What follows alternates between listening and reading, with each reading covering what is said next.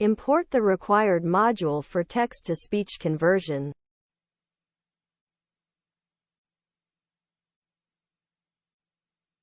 Open the file that contains the text you want to convert to speech.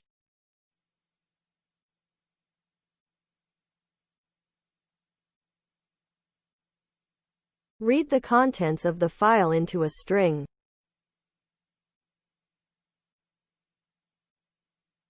Set the language in which you want your conversion.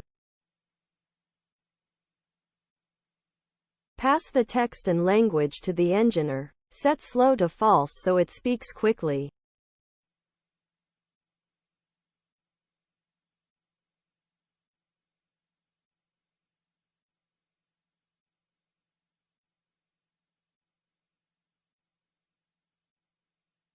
Save the converted audio in an MP3 file named code.mp3.